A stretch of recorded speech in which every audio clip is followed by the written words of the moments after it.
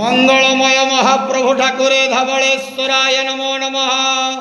दीपं ज्योति परम ब्रह्म दीपं ज्योति जनार्दन दीपहरतु मे पापो पूजा दीप नमस्तुते।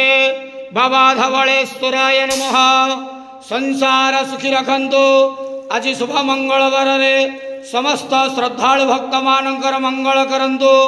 मनस्कामना पूर्ण करंतु। कर्म क्षेत्र उन्नति करंतु। ग्रहरिष्ठ मान खंडन करंतु।